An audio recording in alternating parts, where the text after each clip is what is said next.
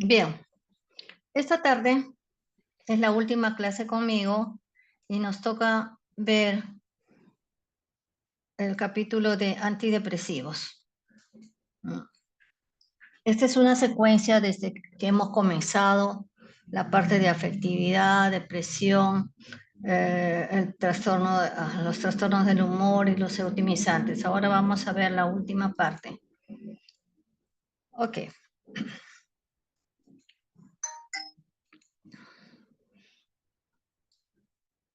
Entonces, si tenemos depresión, ¿qué es lo que tenemos que hacer?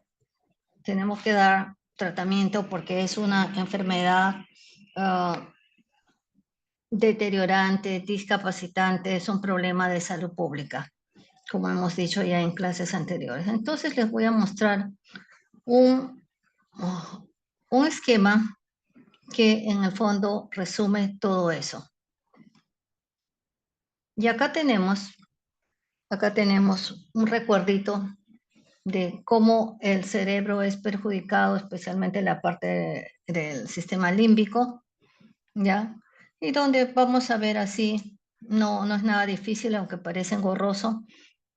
La parte normal, donde está la neurona, el crecimiento, el desarrollo, todo con su gran cabellera de conexiones, ¿no? Y donde van a influir, pues, factores genéticos, bioquímicos y también sociales, ¿no? Como también vimos. Entonces, esto va a dar lugar a lo que hemos estudiado a fondo con la depresión, donde se va a disminuir el factor de protección del cerebro, que es el BNDF, y va a perder esa hermosa cabellera que tenía, ya sea por hipoxia, por hipoglicemia, la apoptosis que se va a dar. Entonces, ¿qué tenemos que hacer? ¿Qué es lo que tenemos que hacer para que no vivamos en ese túnel oscuro o de la depresión, en ese túnel donde se veía el inicio, ya no se ve y tampoco se ve el final, ¿no?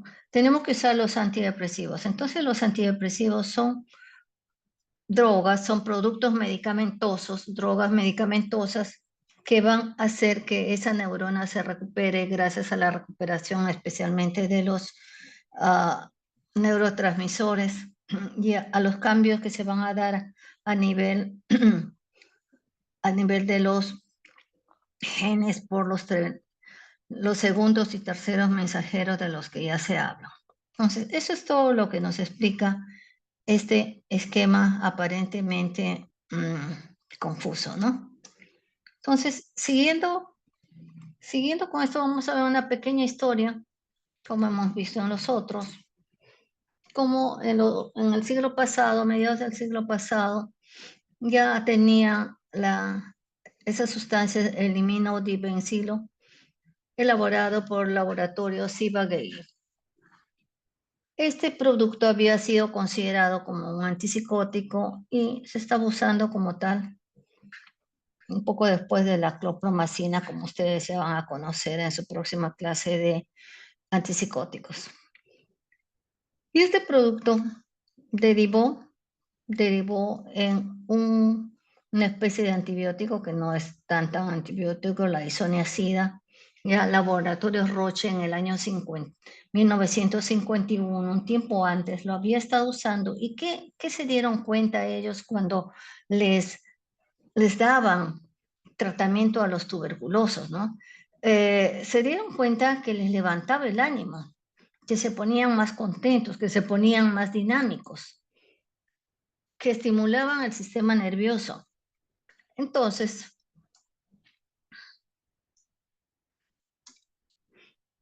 a raíz de la isoniazida nació la iproniazida, ya en el año 1954, y que era un inhibidor de la enzima monoamino oxidasa. O sea, han ido teniendo pequeños cambios en los radicales hasta lograr este producto, ¿no?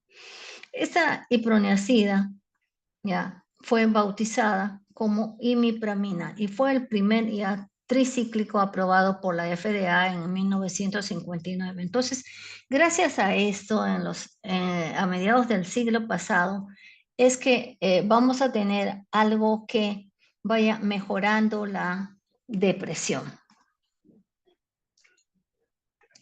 Posteriormente vienen más descubrimientos. En el año 61 se produce la amitriptilina, que es un tricíclico, ya lo vamos a conocer. En ese año 61 también se dan cuenta que los antidepresivos tenían efecto no solo en la depresión, sino también en los trastornos de ansiedad. En ese mismo año se va descubriendo lo que vendría a ser el uso de la aplicación de la noradrenalina, la vía de la noradrenalina donde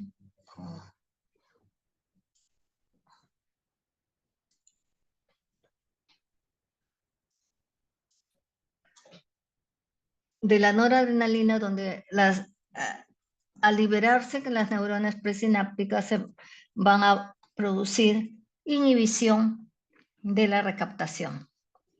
Entonces ahí viene la primera vía noradrenérgica, ese sistema noradrenérgico en los años 61. Y este va a aumentar los niveles de noradrenalina. En 1965, Shuscroft genera ya lo que vendría a ser la hipótesis noradrenérgica de la depresión. Entonces, en base a eso, fíjense cuántos años pasan, más o menos 4 años, para que haya la hipótesis noradrenérgica de la depresión. Ustedes, esa disminución, esa desregulación que había, que estaba dando lugar a la depresión. En el 67 aparece la hipótesis serotoninérgica de la depresión, donde también se descubrieron que no era solamente noradrenalina, sino también serotonina. De aquí, el avance con los antidepresivos es mucho, mucho más rápido, y eso ya no lo vamos a ver, pero sí vamos a ver un esquema que es bastante demostrativo en cuanto a lo que ha sido la evolución. Fíjense en los años 50, la iproniazida, después sale la imipramina, viene la clorimipramina, llegan los años 70, 80, hay como quien dice un descanso mientras van haciendo los descubrimientos, y en los años 80 y tantos comienzan a salir ya los IMAOs y los famosos IRS y los otros productos que van a actuar sobre diferentes neurotransmisores. Hasta que llegamos a nuestras épocas donde tenemos incluso derivados de la melatonina. Y vamos a tener los antidepresivos moduladores, que sería vortioxetina, vilazodona, etc.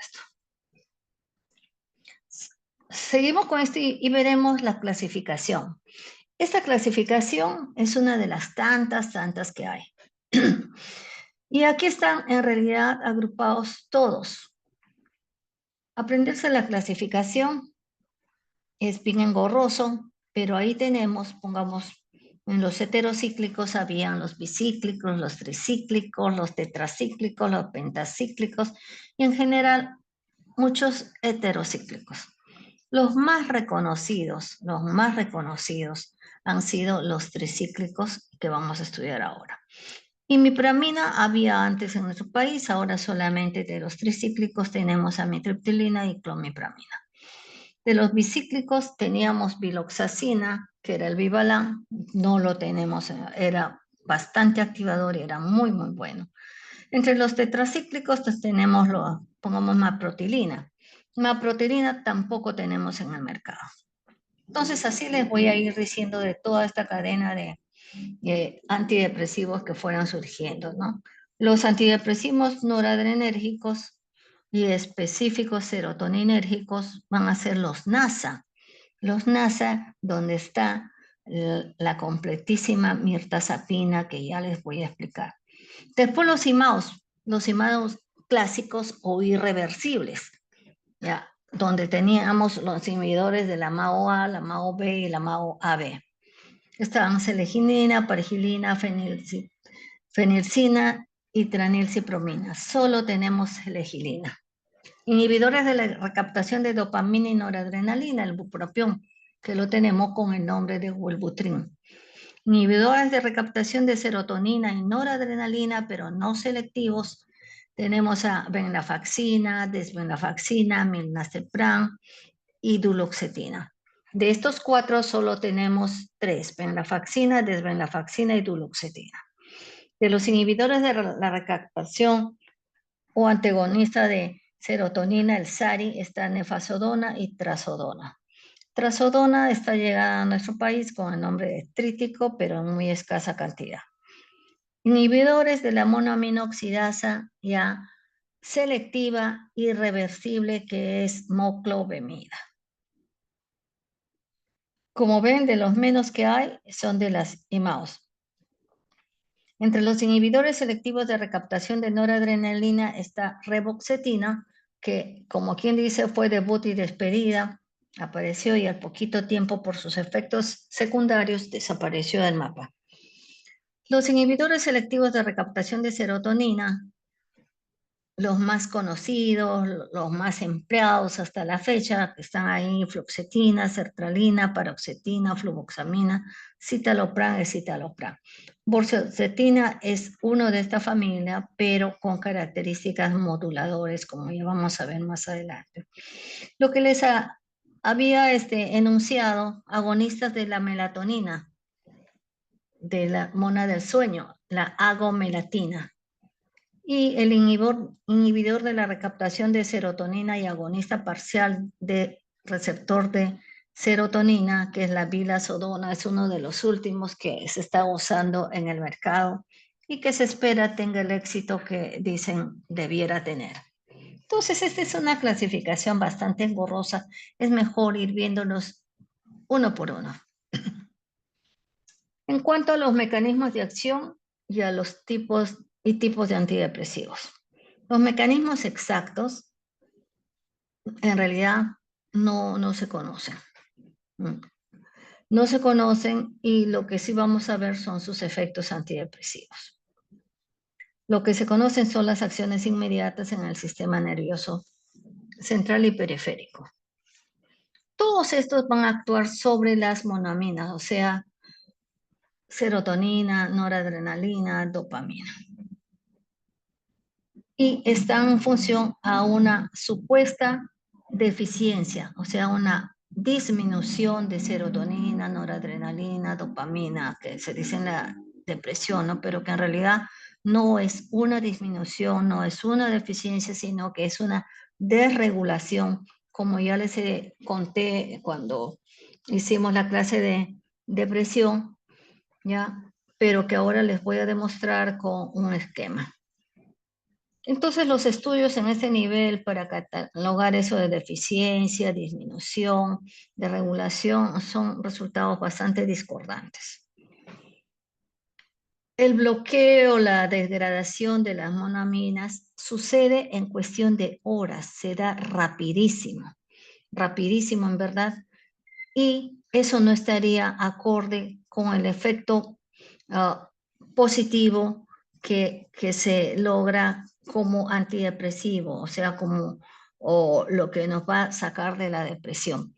Porque lo primero que se va a ver, como ustedes van a tener en una diapositiva, es que lo primero que se ve de ese bloqueo son los efectos secundarios, o sea, no el efecto antidepresivo. Los estudios sobre los receptores han dado a comprender, a ampliar esto de los efectos positivos para la depresión, así como para los efectos secundarios que vamos a encontrar en esto. O sea que si bien son muy buenos, pero también tienen efectos secundarios que no quisiéramos sentir, ¿no?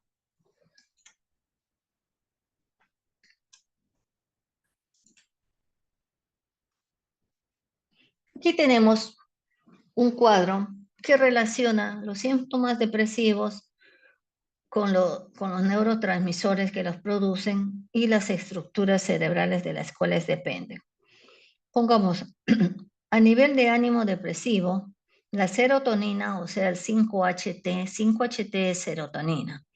Actúa por sobre todo a nivel depresivo. Los 3 neurotransmisores actúan a nivel antidepresivo, a nivel del ánimo, y están en la amígdala.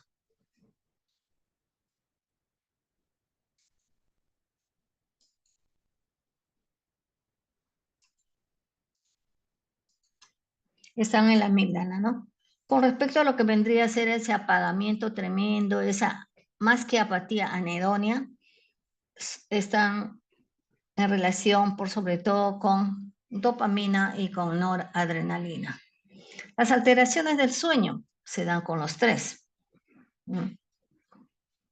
La fatiga con noradrenalina y dopamina, porque esos son los de la energía, del placer. En cuestión al retardo, la agitación psicomotriz está más que nada a nivel del cerebelo, que es el centro del movimiento.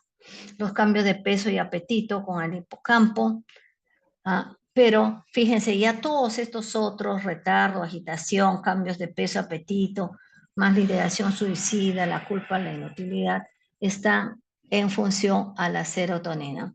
Entonces podríamos decir que serotonina es la que más va a activar todo eso, ¿no? Entonces, eso en cuanto a esta diapositiva. Pero, ¿qué vamos a tener acá? Acá vamos a tener, para que podamos recordar un poco mejor, el sistema serotoninérgico. Cuando en el sistema serotoninérgico eso está desregulado hacia abajo, o sea, disminuido, vamos a tener pues el ánimo depresivo prioritariamente. Y cuando este está aumentado, vamos a tener mucha ansiedad. Por eso es que incluso cuando actúa cuando estamos hablando de serotonina, básicamente vamos a tener ansiedad, pero si esto sube mucho, la ansiedad va a ser tremenda, ¿no? Por eso es que estos productos van a actuar bajándonos esa ansiedad. Por eso es que los IRS tienen un efecto maravilloso sobre la depresión y sobre la ansiedad. En el sistema noradrenérgico, ¿qué vamos a tener? Esa baja energía, esa baja de las funciones cognitivas, ¿no? La disminución de la atención, de la memoria de trabajo, la falta de concentración, la alteración de los procesos de información, el cansancio. Vamos a estar, como quien dice, con las pilas apagadas, el enlentecimiento motor. Entonces, esto nos sirve para recordar los 2 neurotransmisores más importantes de la depresión y sobre los que más van a actuar los antidepresivos. ¿Hasta aquí alguna pregunta, por favor?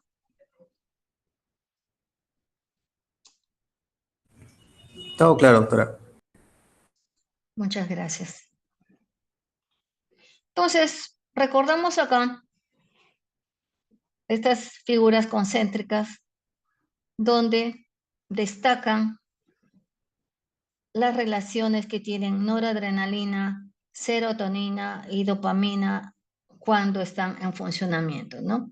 Imagínense, las 3 se juntan y por eso tenemos el humor, la emotividad, la función cognitiva en el centro, como veíamos en la otra lámina, ¿no? Tenemos también irritabilidad, ansiedad, con serotonina, bastantes impulsos, ¿no?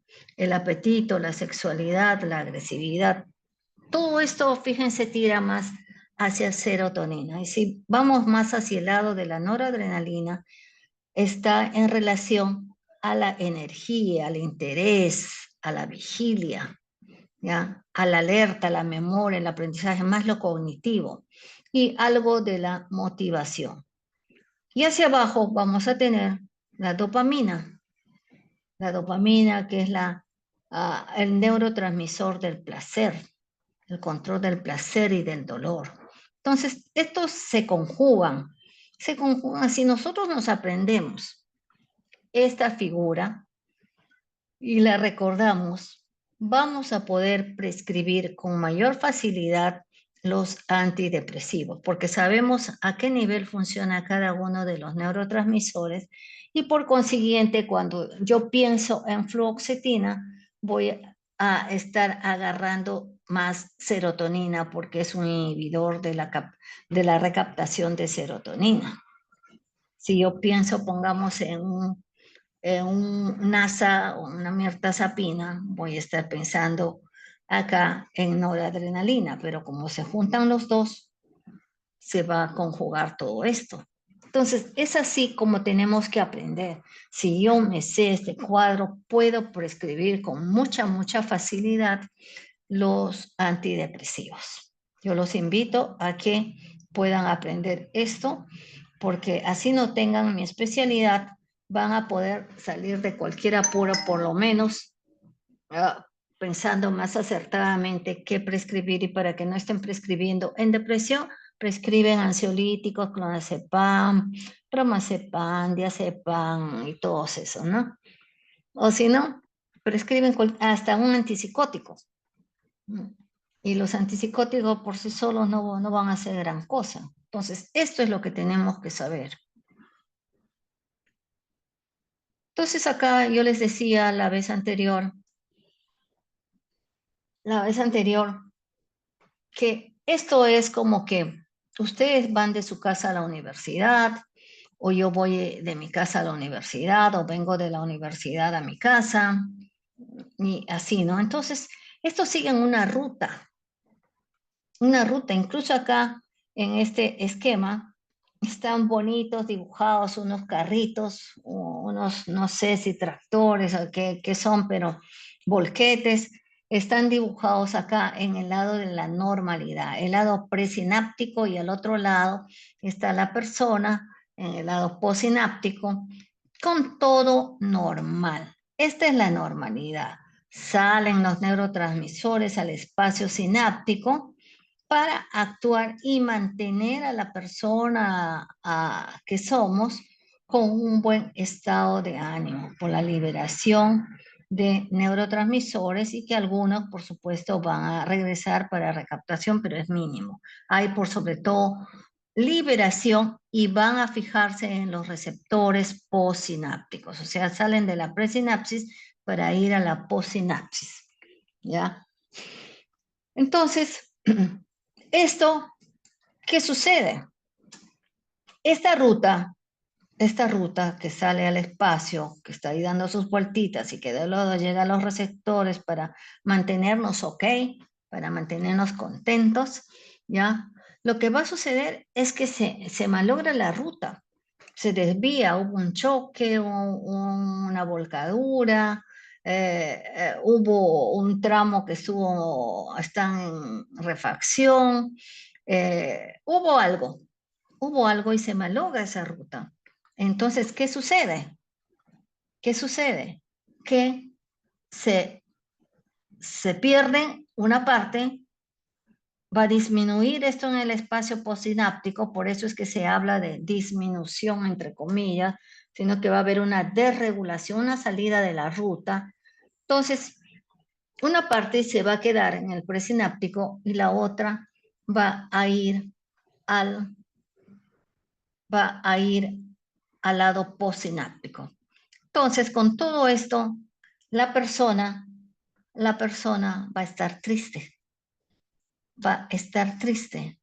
Entonces, ¿qué tienen que hacer los antidepresivos? Es aquí cuando tienen que entrar los antidepresivos y tienen que recaptar tanto lo que ha quedado en el espacio sináptico como lo que están en los receptores. Por eso se habla de que inhiben la recaptación de los neurotransmisores.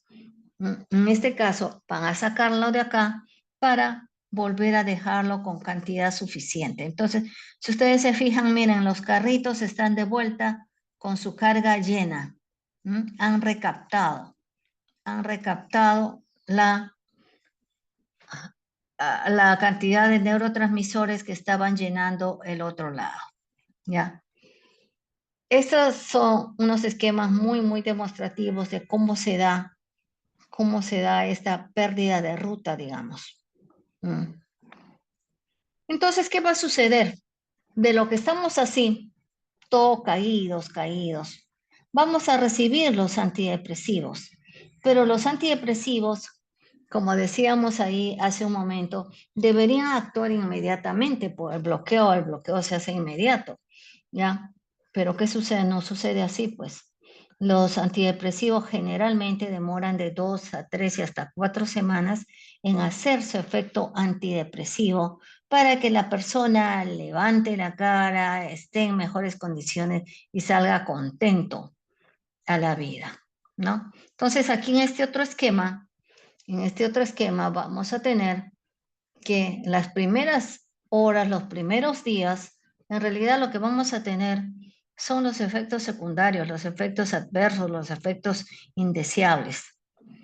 Después llega la respuesta posináptica, pasados los días, hasta que llega el efecto terapéutico entre la segunda, la tercera y un poco más semanas para continuar el mantenimiento. Yo creo que aquí está muy bien esquematizado cómo se va dando esto. Y fíjense nomás, a nivel sexual, ¿no? El señor tiene una esposa, está tranquilo con su esposa, hay una gordita, ya, y le viene la depresión. Pucha, es como quien dice, le viene un cataclismo. Y ahí ya ve a su esposa, pues toda así monstruosa, su cataclismo la ve monstruosa, pero va a recibir el antidepresivo, se va a recuperar, se va a sentir con buen ánimo y va a ver a su esposa, como se dice, ya no ya. Entonces, esto es lo que sucede también, cómo se va recuperando el bienestar, el estar contento, el poder hacer las cosas, el tener actividad, el recuperar el sueño, el apetito, el mantener buenas relaciones interpersonales, el estar más en condición de tomar decisiones, de poder hacer nuestro trabajo diario, nuestras relaciones interpersonales, nuestra vida, la vida cotidiana y la vida que uno quisiera tener, ¿no? Entonces son esquemas bastante demostrativos. Y ahora vamos a comenzar con todos estos grupos. Ya les había dicho algo de los inhibidores de recaptación de las monoaminas no específicas, las monoaminas no específicas. Ahí están todos los heterocíclicos, ¿ya? Pero los más reconocidos son los tricíclicos que tienen un núcleo de 3 anillos y que su estructura química es bastante similar a las fenotiacinas. ¿Qué son las fenotiacinas? Las fenotiacinas son antipsicóticos que ya lo van a aprender en otra clase. Entonces, ¿qué mecanismo de acción tienen? Inhiben la recaptación de serotonina, noradrenalina y en menor grado de dopamina. O sea, cogen los tres neurotransmisores, pero en mayor porcentaje serotonina, noradrenalina. No son selectivos y se van a diferenciar en cuánto vigor, cuánta intensidad nos van a brindar, cuánto bienestar y también en los efectos adversos que van a producir. Eso es lo que les va a diferenciar, ¿ya? Entonces, vamos a tener dos grupos grandes, las aminas terciarias y las aminas secundarias. Las aminas terciarias están desde ese primero que vimos en la historia, con la imipramina, la amitriptilina posteriormente, o sea, los primeros antidepresivos que surgieron, la clomipramina, la trimipramina y la doxepina.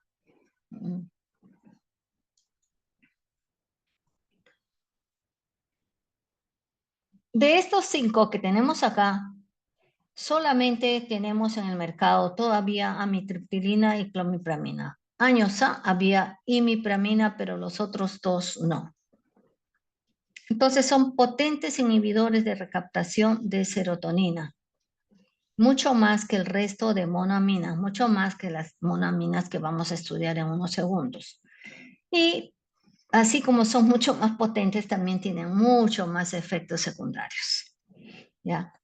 Las aminas secundarias son la desipramina, la nortriptilina y la protiptilina.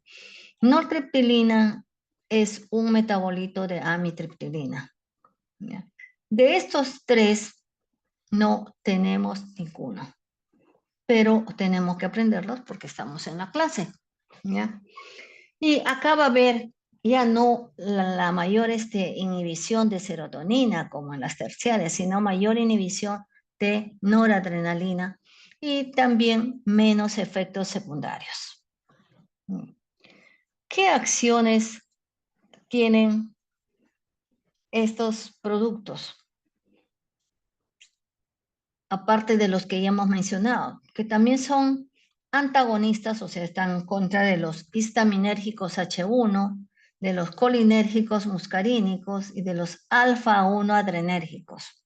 Van a presentar muchos efectos adversos que hacen que debamos hacer titulaciones graduales. Entonces, titulaciones quiere decir que vamos a ir aumentando la dosis de a poquitos hasta llegar a una dosis que sea efectiva y con con la menor posibilidad de efectos adversos. ¿Por qué? Porque hay una alta probabilidad de letalidad con sobredosis. ¿Dónde se absorben? En la mucosa intestinal. Se unen altamente a las proteínas, por eso su buen efecto. Y por su liposolubilidad van a pasar las barreras placentaria, hematoencefálica y la leche materna. Entre el 30 y 80% se metabolizan en hígado. Un común denominador para todo lo que vamos a estudiar esta tarde es que la gran mayoría se metabolizan en hígado en un alto porcentaje. Por consiguiente, la función hepática tiene que estar en buenas condiciones. Su excreción, su eliminación es vía renal lenta y también un poco por vía fecal. Entre los efectos adversos están pues en función a los efectos colinérgicos, histaminérgicos, muscarínicos y adrenérgicos, ¿no? Y vamos a tener por eso sequedad de boca, constipación, visión borrosa, temblores, retención urinaria, los prostáticos. No vamos a pensar en darle a un adulto mayor, pongamos una amitriptilina o una clomipramina, a no ser que vayamos con muchísimo cuidado producirle retención urinaria y también problemas prostáticos. Van a aumentar de peso, sí, porque aumentan el apetito.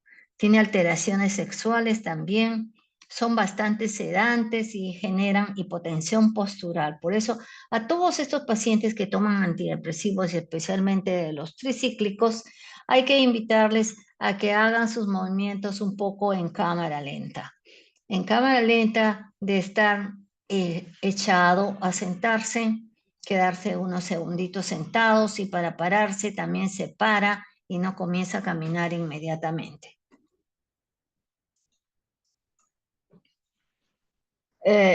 También pueden tener vértigo, por eso es que se pueden caer. Taquicardia, generalmente sin usar pueden provocar arritmias o acentuar las arritmias. Pueden producir temblores, aumentar los temblores, los movimientos de la disinesia tardía, son epileptiformes, por eso presentan convulsiones, confusión, delirio. Entonces con ellos hay que tener bastante cuidado, pero que son buenos, son buenos. ¿Ya? Y les voy a decir que cogen varios pájaros de un tiro por sus efectos sobre los otros neurotransmisores, ¿no? Y aquí les voy a mencionar que pongamos el antidepresivo amitriptilina, es lo que se llama un antidepresivo día. ¿Por qué es un antidepresivo día la amitriptilina? La amitriptilina es un antidepresivo día porque actúa especialmente sobre depresión, que es la D, insomnio y ansiedad. Es un antidepresivo día y también mejora el apetito. ¿Qué contraindicaciones vamos a tener con estos productos heterocíclicos y especialmente los tricíclicos, ¿no? Absolutas, contraindicación absoluta si hubo un infarto de miocardio reciente. Y ya las relativas van a ser con cardiopatías y arritmias, hipertrofia prostática, que ya les decía, la epilepsia, la hepatopatía grave, el embarazo del primer trimestre, el glaucoma de ángulo agudo, y son potencialmente suicidas porque la sobredosis llega a la letalidad. Y no se debe dar combinado con IMAOs. Esto en cuanto a todos estos que ya les digo, en realidad solo tenemos amitriptilina y clomipramina. Amitriptilina se da de 50 hasta 250, 300, igual que clomipramina, en dosis fraccionadas, 3 veces al día o 2 veces al día. Por supuesto que la mayor dosis debería darse en la noche. De amitriptilina y clomipramina, el que es más sedante es amitriptilina. Yo vi una chica que cuando se peleó con el enamorado, estaba que no podía dormir, lloraba a cántaros, todo, estaba terriblemente angustiada, y encontró entre mis muestras amitriptilina. Yo no sabía lo que había cogido y me dijo, acá tienes pastillitas para dormir, ¿no? Sí, sí, le dije, voy a coger una, pero fíjate, le digo, mejor trae para yo ver. Y no me la trajo, simplemente se la tomó al toque, ya, sin agua, sin nada. Y estuvo durmiendo casi 3 días. Y cuando se despertó, estaba con una resaca terrible, entonces quedaba de boca, todo, hubo que alimentarla con cañita, incluso hidratarla ya para enterar. Por el efecto sedante severo, una persona que nunca había tomado psicofármacos.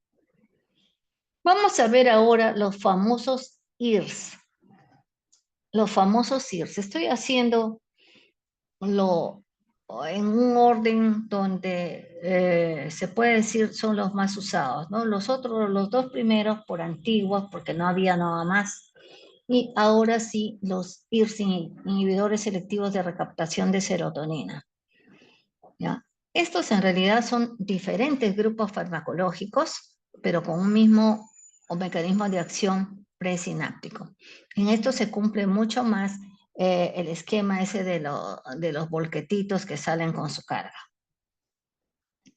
Y lo que van a inhibir más es la recaptación de serotonina. Son de primera línea, y tienen mayor margen de seguridad que los tricíclicos, ¿ya? Pero también tienen efectos sobre la función sexual, entonces producen disfunciones sexuales, efectos de náuseas, vómitos. Y al inicio, como les decía, en cuanto a serotonina, acuérdense que yo les decía que se ponen ansiosos, ¿no? Vimos eso en las figuras concéntricas circulares, ¿no? El nerviosismo, la ansiedad. Son las 2:45, voy a hacer entrar a la alumna Barasorda y con ella acabamos, nadie más entra. Ya, y estaba diciéndole, sus efectos secundarios están vinculados al aumento de serotonina.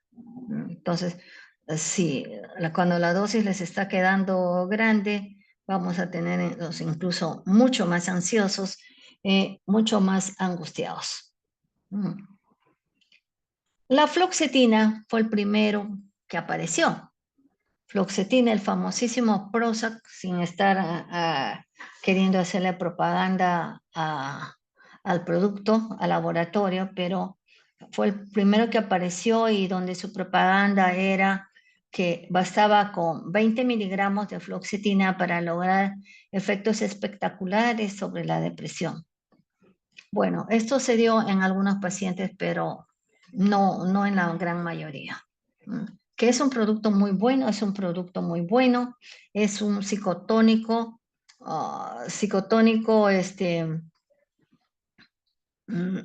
activador, es un psicotónico activador. Perdón. Su vida media de eliminación es de 4 días, entonces nosotros tomamos eso y en nuestro organismo está activo 4 días, pero tiene su metabolito, tiene su metabolito también activo, por lo que tenemos fluoxetina en nuestro organismo hasta casi 3 semanas. Entonces, cuando nosotros hacemos el cambio de un antidepresivo, fluoxetina, a otro, deberíamos dejar pasar por lo menos 2 semanas sin fluoxetina y sin darle otro para que no hayan interacciones. Pero ¿qué sucede? Somos pues cholos peruanos, somos recios. Es un orgullo ser peruano y ser cholo, porque nosotros, al menos en 30 y pico años de psiquiatra, casi 40, yo les puedo decir que no he tenido un solo caso de problemas con fluoxetina, a pesar de que a veces yo los veía en la mañana en el hospital y les decía, bueno, vamos a combinar o vamos a cambiar de antidepresivo porque fluoxetina ya la tenemos 3, 4, 5 semanas, hasta 6 semanas y no nos está dando el resultado que queremos. Entonces vamos a cambiar.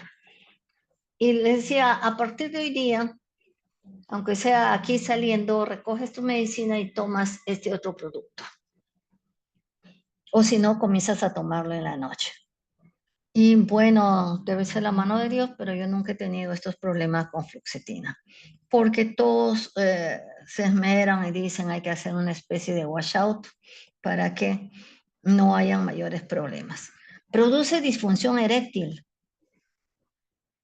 y también produce disfunción eyaculatoria en los varones y anorgasmia en la mujer. Entonces, si bien es muy bueno, pero nuestra función sexual se viene a pique. Ahora, en todos, no, pues en todos no, siempre hay excepciones.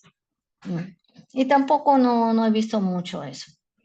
Tenemos también fluvoxamina y paroxetina.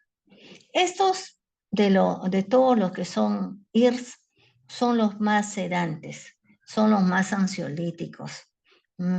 Y eso está en relación a que están actuando un poco más fuerte sobre noradrenalina. Fluoxetina y sertralina producen un poco más de ansiedad, de acaticia, y también se debe a que están asociados al bloqueo de la recaptación de la dopamina. ¿Qué pasa con paroxetina? Paroxetina produce mayor disfunción sexual, ¿no?, comparado con el resto de ellos. Entonces, a ver, de todos estos antidepresivos, ¿cuál produce mayor efecto sexual? Disfunción sexual. Es un inhibidor de la enzima óxido nítrico transferasa que va a generar vasodilatación en el cuerpo cavernoso. Por eso es que hay mayor disfunción sexual. Citalopram es el llamado IRS puro, porque casi toda su acción está en inhibir la recaptación de serotonina, mientras que los otros se asocian con noradrenalina y especialmente con noradrenalina, citalopram, sin nada. El citalopram es un isómero de citalopram. Y les quiero hablar del citalopram porque no es último, ya tiene sus buenos años, debe tener sus 10 años por lo menos, ¿ya? Pero ¿qué he notado yo en la práctica médica? No estoy hablando de lo que dicen los libros, no, estoy hablando de la experiencia clínica, la práctica médica del día a día, de trabajar con enfermedades afectivas y especialmente con depresión. Este citalopram, en un buen porcentaje de pacientes, ha tenido efectos entre el sexto y séptimo día de estar administrándolo. Entre el séptimo y el séptimo día, sí. Sería bueno publicar algo de eso, pero la flojera gana más. Es un buen antidepresivo. Y sus efectos secundarios son mínimos. Ahora, hemos hablado de todos los IRS. Y los IRS, por sus efectos sobre las diferentes vías serotoninérgicas, ¿qué es lo que van a hacer? Van a tener varias acciones. Entre las acciones está, en primer lugar, la antidepresiva, también en trastornos alimentarios como antibulímica, también en la ansiedad, antipánico, y eso porque no está así elevada la serotonina, sino que está bloqueada, ¿no? Y también antitrastorno obsesivo compulsivo.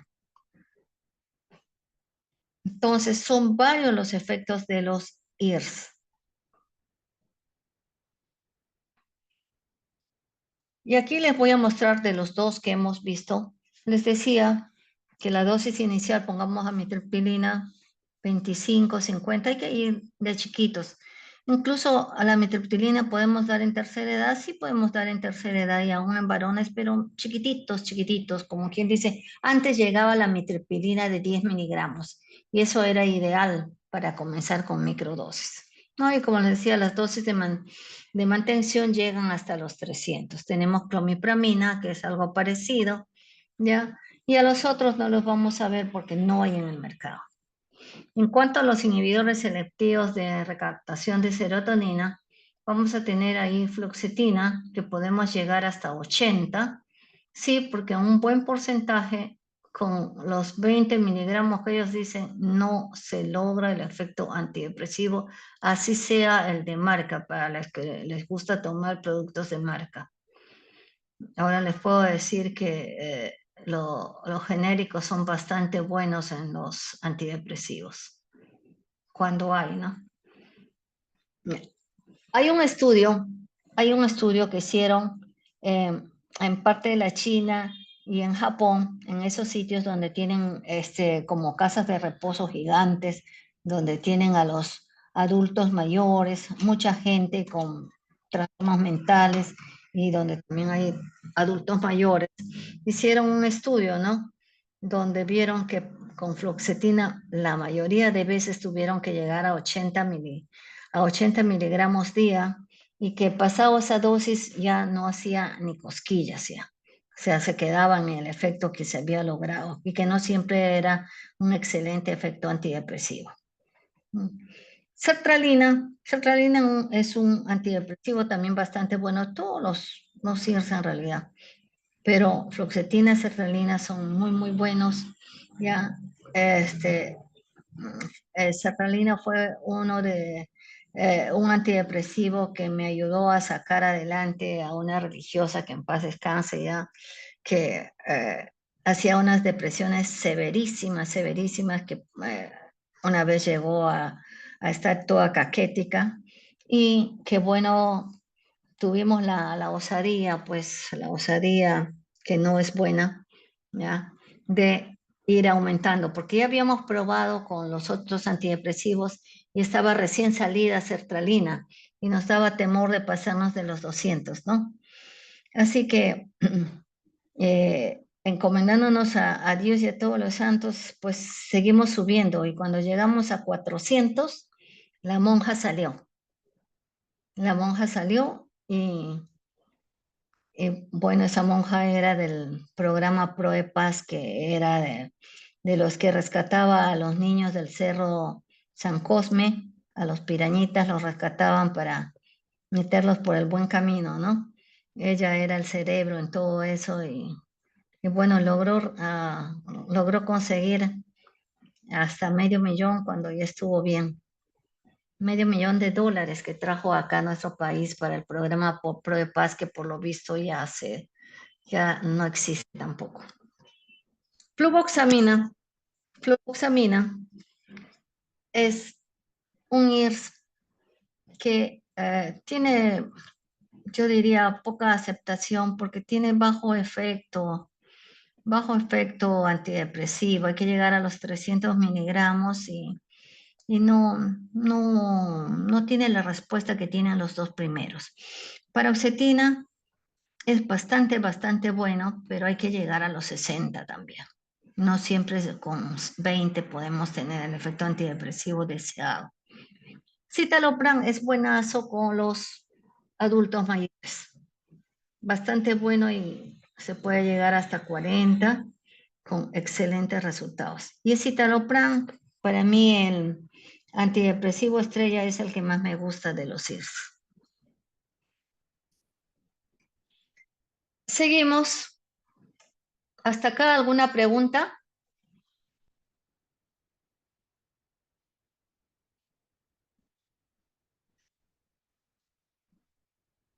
Todo claro, doctora. Muchas gracias. Vamos a ver ahora el grupo de los inhibidores de recaptación de serotonina y noradrenalina. ¿Cuál es la diferencia con los otros? Que estos no son selectivos, no son selectivos, ¿ya? La eficacia es muy buena en el trastorno depresivo mayor. Mm. Y algunos dicen que tienen ventaja a los IRS en algunos pacientes que no responden al tratamiento. Pero acá hay algunas cositas en los efectos secundarios que van a entrampar el hecho de usar estos productos, ¿no? No solamente el costo, que son mucho más caros, sino los efectos secundarios, como los cardiovasculares, que van a hacer que se limiten a usar a dosis plenas quiere decir a llegar a dosis límites, sin llegar a estados tóxicos y mucho menos letales, ¿no? Tenemos ahí venlafaxina, duloxetina y desvenlafaxina. Dicen que, así como decían que citalopram es el verdadero IRS, el IRS puro, ¿ya? Venlafaxina es el verdadero dual, o sea, serotonina, noradrenalina. Tiene efecto en el dolor neuropático. Y es dosis dependiente. ¿Qué cosa quiere decir dosis dependiente?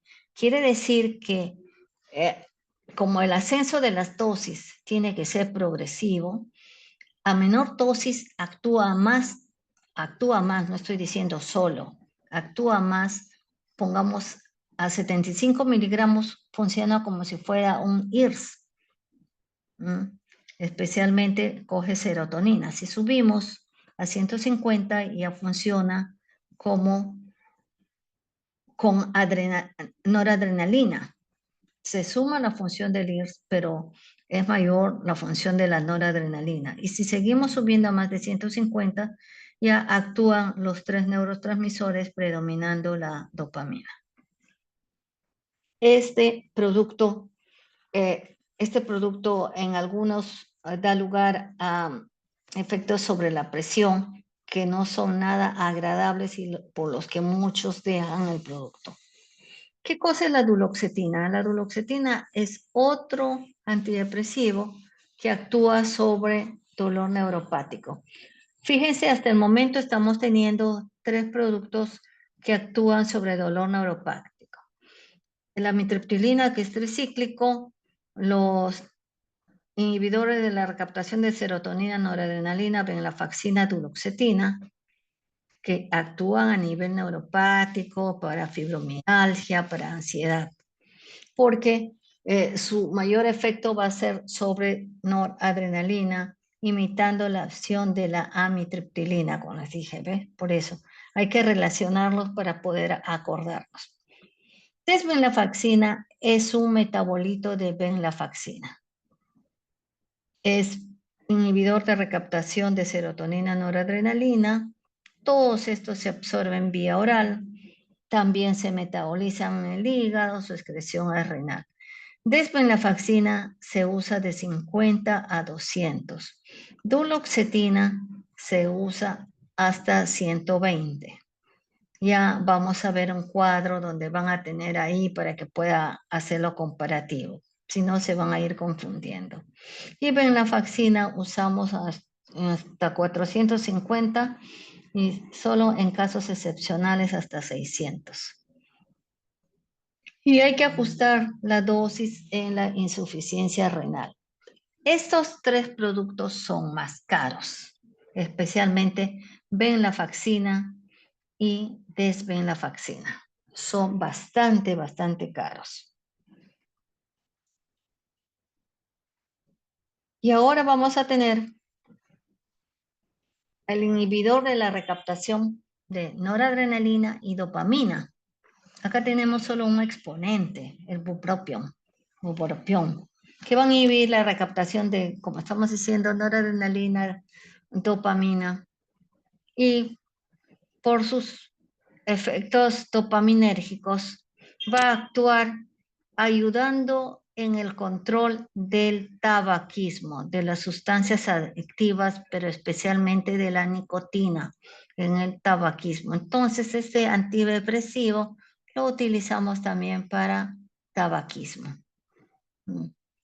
Es un metabolito bastante activo, tiene un metabolito bastante activo, muy potente, pero que funciona como una prodroga. Entonces, si es una prodroga, no es una verdadera droga, es pro, en camino de ser la droga. Y quizá por eso es que su efecto antidepresivo no es el mejor, no es el mejor. Pongamos solo en 2 oportunidades a lo largo de tantísimos años he usado yo el bupropión, y para lo que sí lo uso es para los que tienen tabaquismo. Pero como antidepresivo resulta carísimo porque hay que juntarlo, combinarlo con otro antidepresivo, y los costos de la depresión pues salen mucho, mucho más altos, porque pagar al psiquiatra y a los controles para regular dosis, el usar otro antidepresivo más el bupropión, que es bien caro, no resulta. Y para no tener el efecto antidepresivo que deseamos, no resulta, pues, ¿no? Este está libre de alteraciones en la función sexual. También está libre de aumentar de peso y de complicaciones cardíacas. No está asociado a ninguno de esos. O sea, es bastante inocuo, quizás porque, por lo que les digo que es una prodroga, ¿no? Lo que sí aumenta el efecto convulsivo.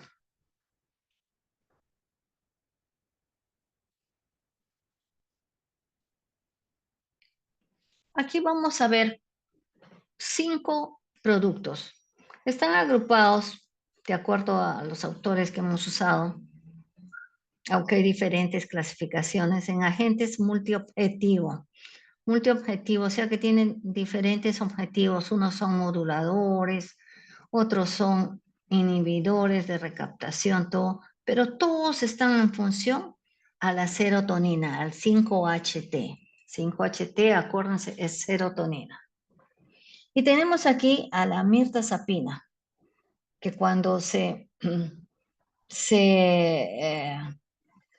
fomentó el ingreso de mirtazapina, se decía, ¿usted sabe qué cosa es la NASA?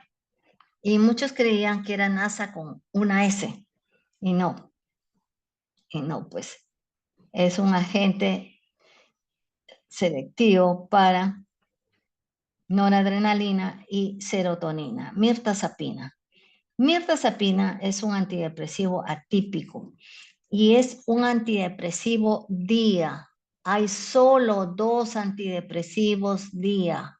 Uno es amitriptilina y otro es mirtazapina. ¿Se acuerdan ustedes por qué les dije que es un antidepresivo día?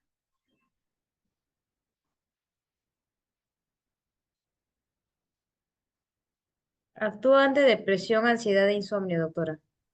Ay, muy bien, gracias. Entonces, es un potente antagonista de receptores alfa-2 adrenérgico y 5-HT2AC. Y esto va a hacer que se relacionen pues la serotonina y la noradrenalina en la corteza prefrontal. Este es otro más, el cuarto que actúa sobre el dolor crónico neuropático. Pero como también va a ser antagonista histaminérgico H1 y 5-HT3, va a hacer que se suba de peso, que se esté medio sedadito, y que es bueno, eso sí, para los vómitos, ¿no? Porque es un antiemético. No produce trastornos sexuales y se metaboliza a través del citocromo P450 en hígado, como todos en hígado, pero no todos son citocromo P450. Ahora, esta mirtazapina, a mí me gusta mirtazapina porque en realidad va a coger a los depresivos que están deprimidos, a los depresivos que además de la depresión tienen insomnio y que también tienen ansiedad y que tienen poco apetito. Acuérdense que la depresión también hace que se pongan hiporéxicos y que bajen de peso. ¿Ya? Entonces, en ese sentido, mirtazapina es uno de los antidepresivos a mi criterio más completo. Y lo más lindo, lo más rico, ¿no? Que no produce trastornos sexuales. ¿Ya? Entonces es bastante, bastante completo. Vamos a ver ahora vilazodona. Mirtazapina se llama también Mirtapax. Al inicio se llamaba Remerón y surgió como Remerón, pero ya desapareció Remerón. En otros países hay. Vilazodona es el famoso Besone. Besone, que están promoviéndolo desde hace más o menos 2 años. Es un modulador de serotonina. Y va a inhibir la recaptación de serotonina y a la vez va a ser agonista parcial del receptor 5H1A. Parece que eleva los niveles de serotonina, o sea, dentro de la célula, ¿ya? Y su impacto en la función sexual también es mínimo. La verdad que es que resulta un poco nuevo, es bastante carito y a mí en lo personal no me ha dado los resultados que esperaba, ¿ya? En cuanto a lo depresivo, ¿no? Por eso yo lo tengo ahí, hay que saber, hay que conocer, porque uno tiene que pensar en esas figuras circulares concéntricas para uno ver qué le vamos a dar. Y estamos dando de los otros, pero tal vez con un modulador pueda hacer mejor efecto. Eso es vilazodona. Y ahora pasamos a vortioxetina, que es otro modulador multimodal. ¿Cuál es el encanto de la vortioxetina, que es Brintelix? El encanto de este antidepresivo es que tiene efecto a nivel de las funciones cognitivas. Dice que mejora las funciones cognitivas. Eso habría que verlo. Yo no lo he puesto acá porque la mayoría no lo mencionan, pero ese es justamente su efecto modulador, ¿no? Antidepresivo y en efectos cognitivos. Acuérdense que se los estoy diciendo. ¿Ya? Se metaboliza también por el sistema P450 del 3 a 4, porque el P450 tiene una serie de partes. Y uno de los que más se afecta es el 3 a 4.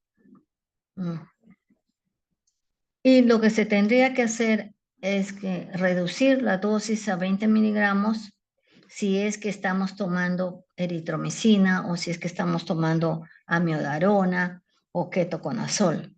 Entonces, en esos casos, si yo voy a tomar vortioxetina, yo tengo que bajar la dosis y hacer mi cálculo para 20 miligramos día, ir regulando, ir tabulando esto.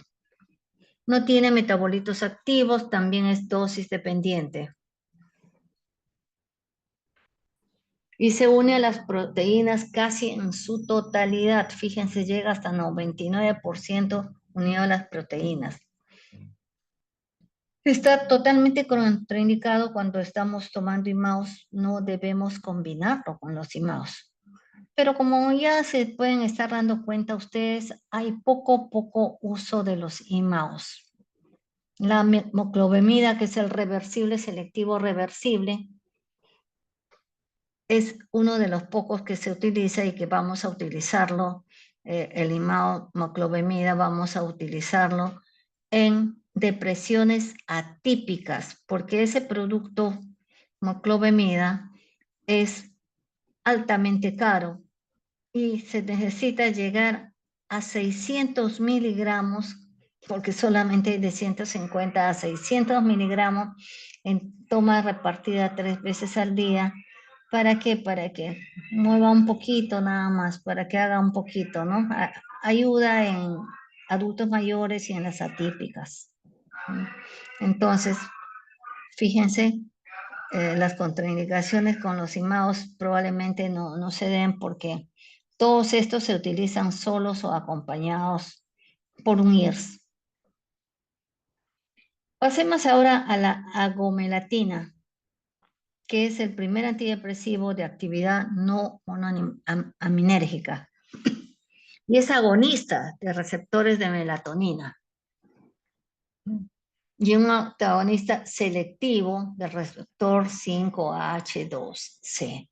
Yo te quería detallarles qué hace el 5H1A, el 5H12AC, ni todos estos, porque son más de 7 y hubiera sido confundirlos más.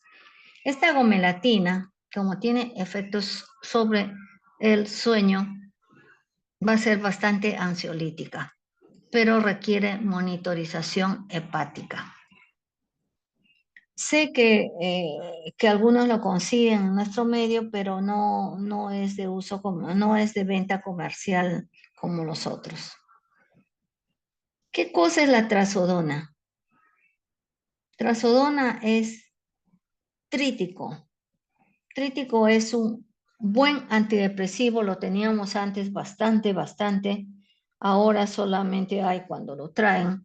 Es un antagonista inhibidor de la recaptación de serotonina. Es un activador, es un psicotónico activador, ¿ya? Agarra bastante serotonina y es psicotónico activador, así como la fluoxetina, pero este es incluso en ese sentido mucho más potente, pero puede producir también ansiedad e insomnio, justamente por esos efectos, ¿no? Antes había trítico en tabletas y también en ampollas. Y era buenísimo porque se inyectaba 2, 3 días de trítico y eso levantaba como aquí dice, una grúa. Entonces, todos estos son los multiobjetivos. ¿Alguna pregunta hasta acá?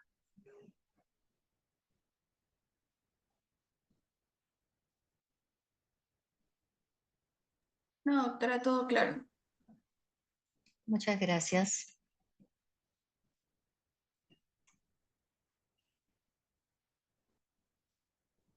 Y acá están los MAO que lo he dejado al final, a pesar de que ya les he dicho algunas cosas. Su acción es inhibiendo la enzima monoaminoxidasa a nivel de las mitocondrias. Entonces es así como va a degradar las catecolaminas, ¿no? Y hay la MAO-A, la MAO-B, ¿ya? Son selectivos a estos, pero son los clásicos y los que ya no hay en nuestro medio. Y estos clásicos que tenían se puede decir de característica negativa, ¿no? De efecto negativo, ¿no? Que actuaban oxidando la dopamina, especialmente la dopamina, y producían también oxidación de la tiramina. La tiramina se encuentra en el queso, Entonces, ¿qué sucedía? Cuando las personas tomaban estos IMAOs selectivos, a MAO-A o MAO-B, y comían queso, podían tener unas crisis hipertensivas severas, alza térmica, eran unos cuadros de lo más aparatosos, una intoxicación increíble que algunos los ponía en una situación terrible porque la crisis hipertensiva era muy difícil de manejar. Por eso tenían que tener medidas dietéticas para evitar el efecto oxidativo sobre tiramina y que se produzcan estos efectos, ¿no? Estaban ahí la carboxacida, la isocarboxacida, la fenilcina, la tranilcipronina, y eran irreversibles. Producían el efecto y ahí quedaban. No es que iba a ser reversible de mejorar tan rápido, ¿no? El efecto negativo ya se quedaba y no era mejor no usarlas. Tranilcipronina la usaba un paciente mío, es carísima antes, les hablo de unos 10, 15 años antes. Este paciente usaba tranilcipronina que era Parnate se llamaba. Y estaba pero tan adherido a esto que había sido en esas épocas el único antidepresivo que a él lo había levantado de depresiones severísimas con alto riesgo suicida, que cuando tuvo que venir a vivir a Lima, a su Perú, ¿ya? No encontraba Parnate, no encontraba tranilcipromina en Perú, porque no había, ¿ya? Ya había desaparecido del mapa, hacía años que había desaparecido. Entonces este paciente hacía traer el Parnate y le salía cerca de, imagínense, en esas épocas le salía cerca de $2,000 su tratamiento. El trabajo fue muy duro porque tuvimos que quitarle esa adherencia al producto con un trabajo de hormiga, ¿ya? Para poder darle otro producto. Y cuando estuvo con otro producto comenzó a sentirse mejor también. Ya no gastaba así. Ahora vamos a ver los IMAO selectivos, que es el único producto que existe en nuestro mercado junto con la C-legilina. El selectivo reversible es moclobemida. Coge la IMAO A y es reversible. De ahí las siglas de RIMAS en inglés. ¿Ya? O sea, es un IMAO selectivo y reversible. Y selectivo a la IMAO A. La C-legilina es selectiva, pero no es reversible, ¿ya? Y coge a la IMAO B. Estos dos no producen restricciones dietéticas. Pueden comer todos los quesos que quieran y no producen ningún problema, ¿ya? Tiramina también hay en otros productos, por supuesto, no solo en el queso, ¿no? C-legilina hay en nuestro medio, pero en nuestro medio no lo utilizan tanto como antidepresivo. Utilizan C-legilina como antidemencial. Parece que ese efecto es el que mejor les ha caído a muchos, pero yo pensaba, ¿no? Si tenemos, pongamos una pseudodemencia, le doy C-legilina, le está actuando para la depresión y le está actuando también como antidemencial. Entonces quizás ese es el efecto, ¿no? Y por eso que puede revertir o puede detener los efectos, los síntomas demenciales. Al menos ese es el razonamiento que yo hago, ¿no? Porque si no, yo no me explico. Yo no he visto pacientes netamente demenciados que usen C-legilina, pero los neurólogos suelen usarlo. Además, los neurólogos muchas veces se meten en nuestros campos. Les gusta. También, como les decía, se dividen en reversibles e irreversibles. Entonces, la moclobemida sería reversible y la C-legilina irreversible. Los dos únicos que hay en nuestro medio, ¿no? Y eso está en función a que revierten, los reversibles revierten la IMAO en forma momentánea, mientras que los irreversibles lo hacen en forma permanente. Se absorben vía digestiva como la gran mayoría, como todos. Su disponibilidad biodisponible es del 90%. Pueden atravesar las barreras hematoencefálica, la leche materna, el líquido pleural. Su metabolismo es hepático. Y como dice aquí en esta última línea, en la actualidad los IMAOs no son fármacos de primera línea para el tratamiento de la depresión mayor. No son fármacos de ninguna línea. de primera línea. Y yo diría de ninguna línea, porque son costosísimos y están por sobre todo para la depresión atípica, no para la depresión mayor.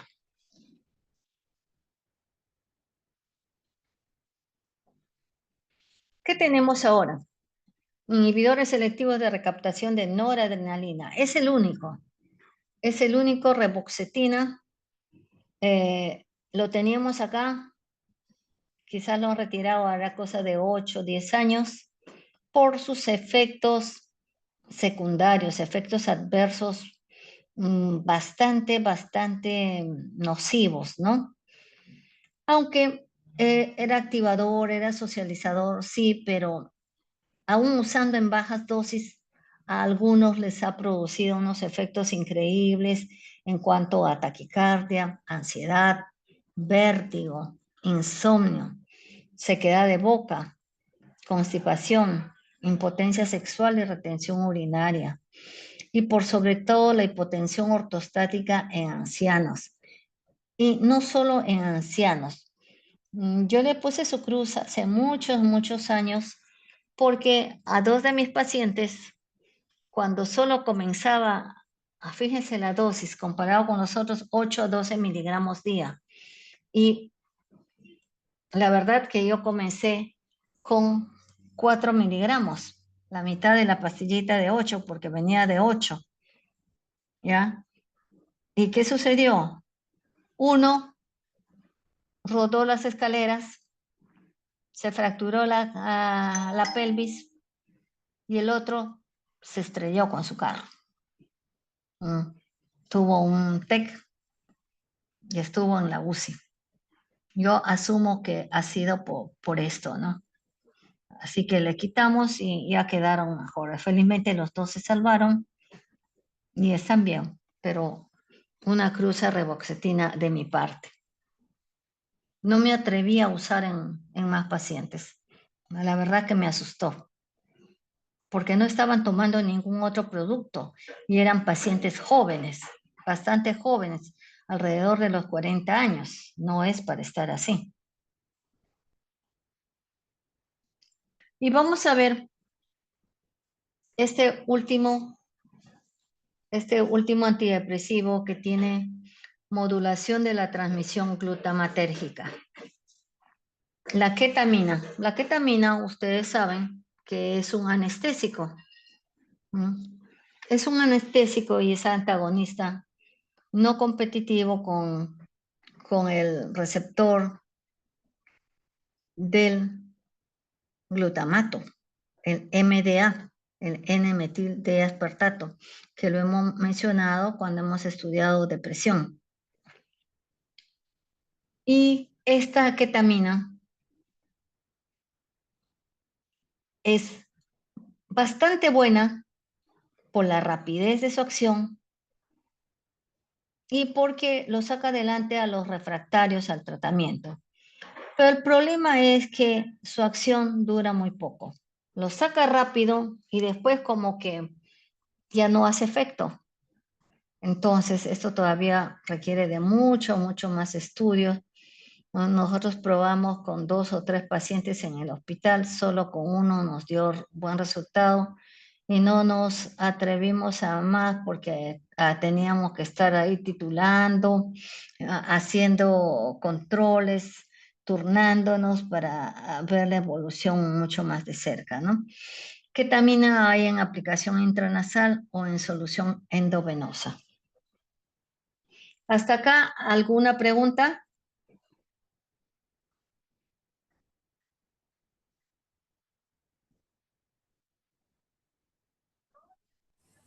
Todo claro, doctora. Muchas gracias, Adrián. Vamos a ver entonces, ¿para qué sirven los antidepresivos aparte de la depresión? Para todas las depresiones, estamos viendo acá. Depresión mayor y otros trastornos depresivos unipolares. El episodio depresivo del trastorno afectivo bipolar. En la distimia, en las depresiones reactivas. Pero esas depresiones reactivas que no están pasando que no se están superando como debieran, porque ya hemos dicho que ahí lo que más actúa es la psicoterapia. En todo esto de la ansiedad, porque tiene efectos sobre la ansiedad, ¿no? Acuérdense.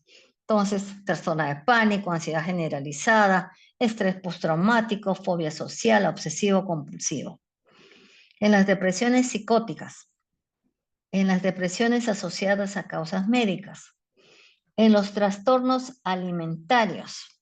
Nosotros hemos usado mirtazapina en trastornos alimentarios que nos ha dado bastante buen resultado. No ha sido la maravilla, pero nos ha dado bastante buen resultado y lo hemos asociado con fluoxetina, porque en el hospital no teníamos citalopram. En los trastornos de personalidad, pongamos en el TLP. Y en el dolor neuropático, acuérdense que tenemos varios con efecto en el dolor neuropático. Entonces, estas son todas las aplicaciones de los antidepresivos. Y aquí quizás faltaría en el episodio, perdón, en el trastorno esquizoafectivo tipo depresivo. Faltaría eso. O en la depresión post-esquizofrénica. También se utilizan. ¿Qué podemos decir sobre los antidepresivos?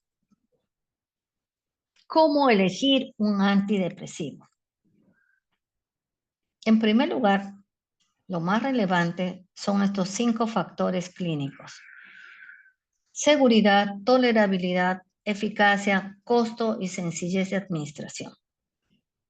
Seguridad, que sus dosis no nos puedan llevar rápidamente a dosis letales. Tolerabilidad, los efectos secundarios, que lo pueda tolerar el paciente. Y todo eso hay que tener en cuenta cuando se prescribe. La eficacia, que haga verdadero efecto dentro del tiempo debido y que no necesariamente se tenga que combinar o potenciar. El costo, que no sea tan caro.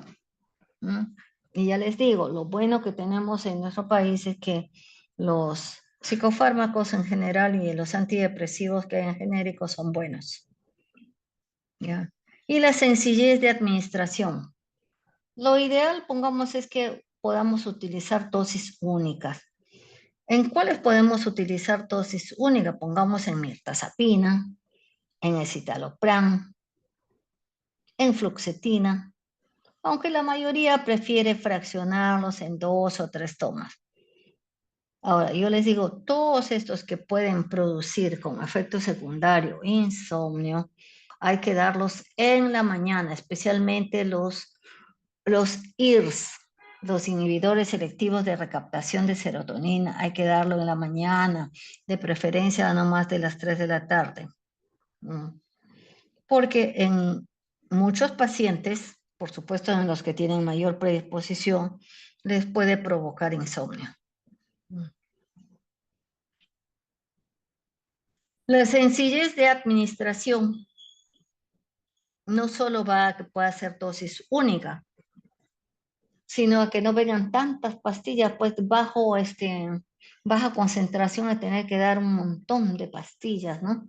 Pongamos, si utilizáramos amitriptilina, yo tengo algunos pacientitos que son fanáticos de amitriptilina por el costo bajo, por los efectos sobre la ansiedad y que les da un buen sueño, que les mantiene el peso, y por su buen efecto antidepresivo, ya que por suerte, como son cholos peruanos, no sienten los efectos adversos más feos.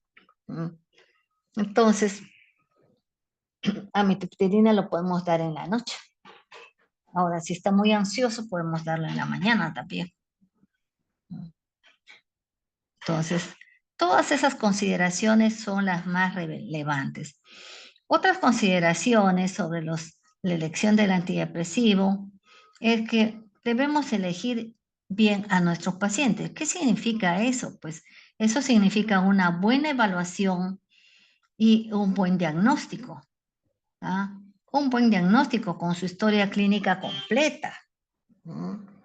Completa y, de ser posible, en forma también indirecta, con los familiares, con amigos, con compañeros de trabajo.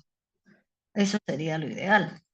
Entonces, ya bien seleccionados nuestros pacientes, sería una maravilla, ¿no? Ahora, pongamos, cuando se trabaja en los ensayos clínicos internacionales, ¿qué sucede, no? Ahí se tienen pacientes ideales, que no tenga esto, que no tenga el otro, que sean puros. Señores, ese tipo de paciente prácticamente no existe. Entonces, muchos cuando no tienen un rigor científico que hay que tenerlo cuando se trabaja a ese nivel para poder llevar a la fase 3, a la fase 4, un producto que está en camino de poder más adelante salir al mercado porque cuesta más de 10 millones el poder sacar un solo producto en el mercado, ¿ya? Entonces uno tiene que tener ese rigor de ser honesto, porque son escasos los pacientes así tan ideales como nos piden los ensayos clínicos, ¿no? Entonces yo pienso que muchos de los colegas hacen sus trafas cuando trabajan ahí, porque como todo es pagado y pagado en dólares, pues sí da provecho, ¿no? La dosificación adecuada durante 6 a 12 semanas. Acuérdense, 6 semanas, de 4 a 6 semanas los antidepresivos para ver el efecto antidepresivo, para ver si es eficaz o no. Incluso la necesidad de llegar a 12 semanas con dosis topes, no tóxicas, no letales. La probabilidad de poder cumplir con el tratamiento, porque o tiene conciencia de enfermedad y va a cumplir con el tratamiento, o hay un familiar, e incluso en los trabajos para el cumplimiento del tratamiento, la asistente social es la que corretea en esos casos, ¿no? Y hemos tenido pacientes así, ¿ya? La edad del paciente. La edad del paciente para elegir de acuerdo a la dosis. ¿Qué pacientes darle al adulto mayor? ¿Cuáles no? ¿Cuáles darles a los jóvenes? El estilo de vida que tienen. Si es un estilo de vida, pongamos de esos muy jaraneros, de tomar licores y todo eso, algunos hacen muy severos efectos con el alcohol y el citocromo P450. No les he puesto en esta clase todo lo que sería el citocromo P450 porque sería marearlos más. Eso ya se deja para el residente. Incluso muchos de los colegas no lo manejan. La preferencia del paciente. ¿Y por qué mejor no tomo este otro, doctora? Y hay que hacerle su gusto en muchos casos porque está dentro de las posibilidades de uno hacer eso si es que está entre los 2 o 3 que podemos elegir y de los cuales tenemos que elegir uno de ellos. Tener en cuenta si tiene trastornos somáticos concomitantes o trastornos psiquiátricos concomitantes. Si tienen antecedentes de respuestas terapéuticas anteriores. Dicen que si uno mejora con agua bendita, debe seguir con agua bendita. Entonces, si le cayó bien amitriptilina, pues siga con su amitriptilina por muy antiguo que sea. Si no tiene mayores efectos secundarios. Si va con su economía. La consideración de la función sexual. Ver hasta qué punto. Especialmente en los hombres. Después los efectos metabólicos, porque también hay efectos metabólicos, pongamos en mirtazapina, el sobrepeso, en amitriptilina, el sobrepeso, pero mirtazapina es mucho más potente en sobrepeso.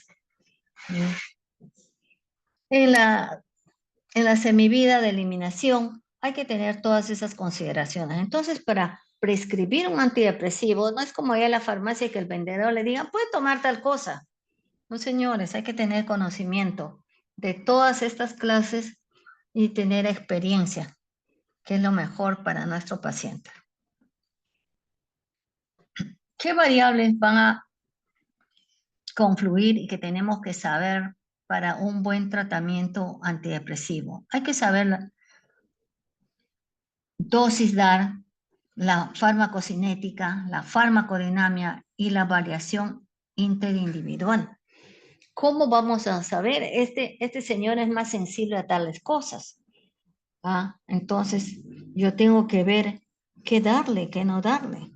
Tengo que pensar en todas esas cosas. No es tan simplito.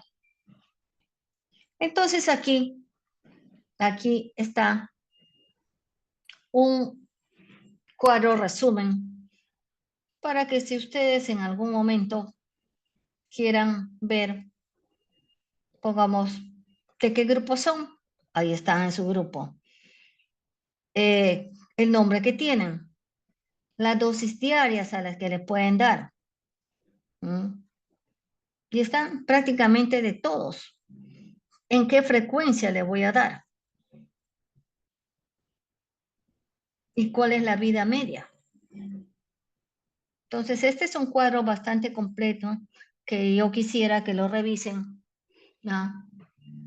Salvo de lo que les he ido explicando, es lo que yo usaría las dosis si es que pongo algo en los casos clínicos. Pero si no, no se preocupen en romperse la cabeza con todo esto, que esto se aprende en el día a día y con la experiencia. Ya, así que no se asusten al ver este cuadro. Entonces aquí tienen un cuadro bastante complejo para que puedan ayudarse, en parte para su examen, pero más para en adelante cuando tengan que ejercer. En cuanto a los efectos adversos, imaginen, también tenemos, aparte de los efectos que ya les he dicho, que eso sí les podría preguntar, acá hay muchos efectos adversos mayores de cada grupo. También lo que no he dicho, no les voy a preguntar. Así que no se preocupen. Esto es para complementar su conocimiento, parte de su cultura, y para que lo puedan utilizar en momentos necesarios. Pero acuérdense, yo les he dicho muchas de estas dos cosas, de estas dos diapositivas. Les he dicho bastante, ¿ya? Así que, por favor, recordar todo lo que les he dicho y lo que está escrito en las otras diapositivas.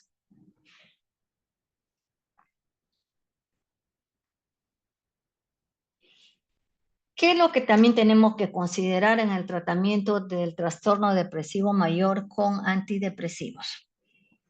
Tenemos que considerar estas 4 cosas. Que los antidepresivos, si bien se usan en la depresión, pero ¿qué cosa tenemos en la depresión mayor? Tenemos un alto riesgo suicida.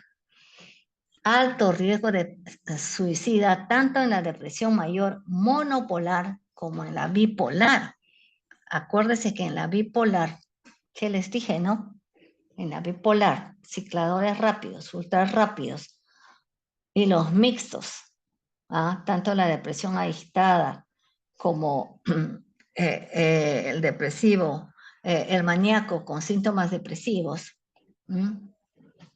la hipomanía disfórica, en ellos no antidepresivos, porque el riesgo suicida es altísimo, altísimo. Entonces, al inicio del tratamiento con antidepresivos, muchas veces se han notado ideas y conductas suicidas. Se ha notado eso en algunos IRS y en amitriptilina. Por lo tanto, hay que monitorizar la conducta al inicio del tratamiento. O sea, hay que estar ojo a esa conducta. Hay que hacer psicoeducación con el paciente y con el familiar o los familiares, ¿ya?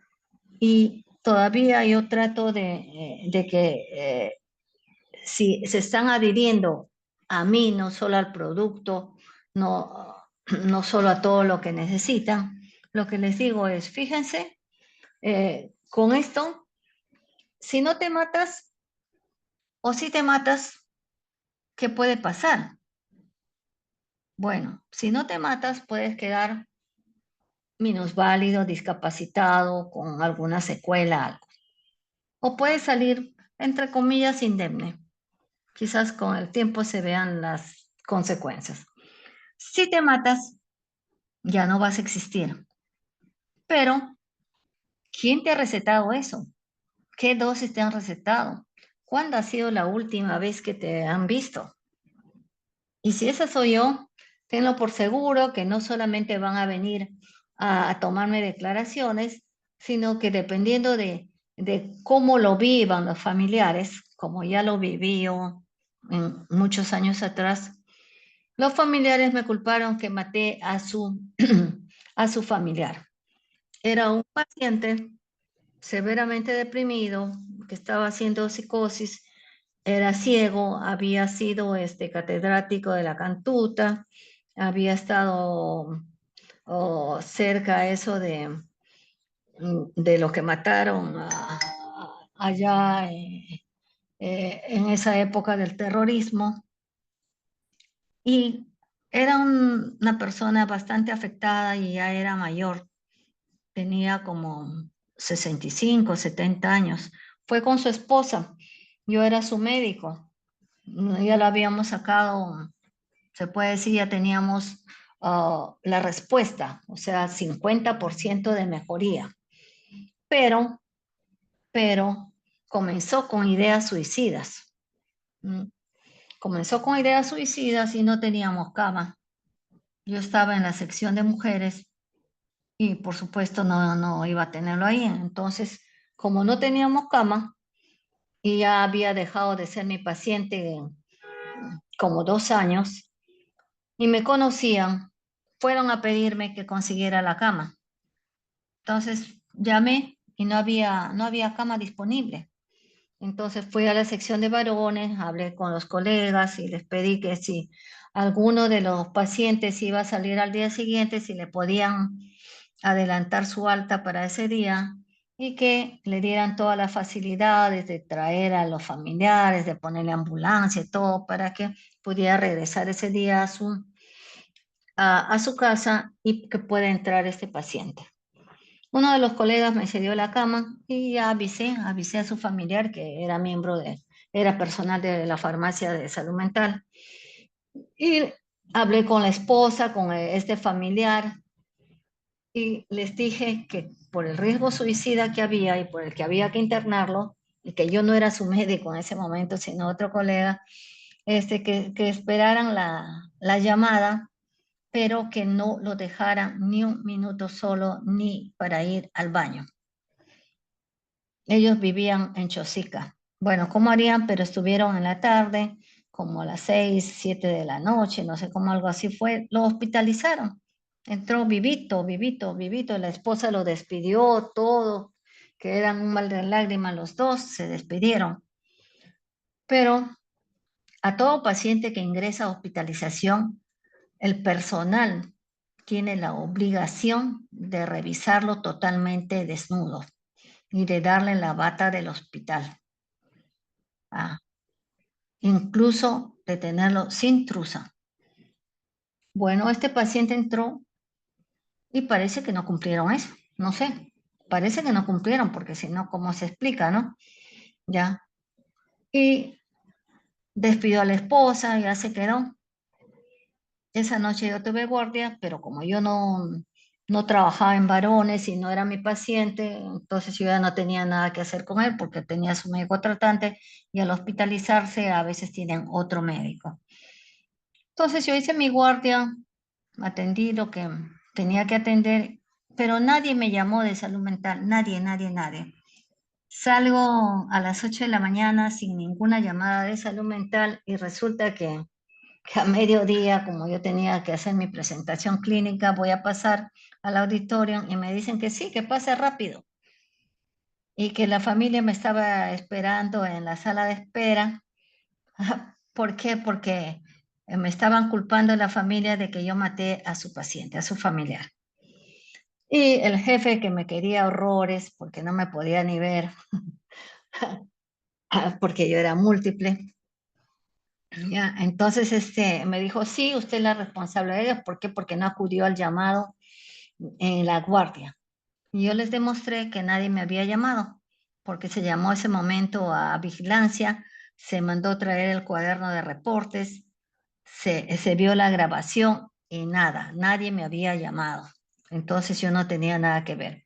Resulta que la enfermera pasó su ronda a 7:15, las enfermeras que salen y las que entran, y lo único que vieron era que, según dicen, una dice que vio que les movía los ojos, otra dice que ya no movía nada y que los que entraban de turno, los que se quedaron, fueron a hacer nuevamente otra ronda y le encontraron muerto. El paciente había muerto con una gasa y un crucifijo que le había dado su esposa, era el crucifijo de su esposa, y que se había asfixiado con eso, se lo metió a la garganta. Y por algo que yo no sabía, me culparon. Cuando salí del auditorio, pucha, la familia un poco más me pega, ya estuve con policía y todo, y quisieron detenerme, pero no había motivo, ¿no? Y por eso es que estuve en auditoría, en supervisión y con una acusación por mucho, mucho tiempo. Para que vean todo lo que hay que cuidar cuando se usa antidepresivos, cuando son pacientes deprimidos con alto riesgo suicida. Hay que tener mucho, mucho cuidado. Otra consideración al tratamiento del trastorno depresivo mayor con antidepresivos es el síndrome de apatía. Es un síndrome. Los pacientes con los años de tomar antidepresivos, especialmente los serotoninérgicos, toman meses, años. ¿Y por qué los toman así? Porque tienen una buena respuesta, porque ya se encuentran bastante bien. Pero con los años comienzan a presentar un efecto contrario: desmotivación, pasividad, letargia, aplanamiento afectivo, y pueden llegar a la apatía. Y este no es un cuadro depresivo. En esos casos lo que queda es disminuir la dosis del antidepresivo o cambiarlo a antidepresivos con acción dopaminérgica. Ahora, ¿qué es el síndrome serotoninérgico? Serotonina y érgico, ¿no? Entonces quiere decir que es la potenciación, la sobreactivación de la serotonina por haber combinado antidepresivos serotoninérgicos o con un antidepresivo IMAO. Esto en una época en que justamente salió paroxetina y estuvo en mucho auge la paroxetina con muy buenos resultados. Las casas farmacéuticas se lucieron haciendo propaganda de este síndrome no fue de paroxetina, sino de fluoxetina con sertralina, que por qué lo estaban mezclando, ¿no? Bueno, hay algunos colegas que les gusta la polifarmacia y mezclan también cualquier cosa, ¿no? Entonces, hay que tener mucho cuidado con esto porque la potenciación de la serotonina pues va a llevar a efectos de confusión, enrojecimiento facial, diaforesis, temblor, sacudidas, hiperreflexia, hipertonía, todo lo que son impulsos, ¿no? Ansiedad, esa ansiedad desbordante que llega a la inquietud, a la agitación. Hay compromiso del sensorio. ¿Por qué? Porque se está intoxicando, pues, se ha intoxicado. Hay inestabilidad autonómica con hipertensión, hipertermia, escalofríos, síntomas digestivos, todo lo que vimos en serotonina. Y puede haber rhabdomiólisis, llegar a la insuficiencia renal por rhabdomiólisis a nivel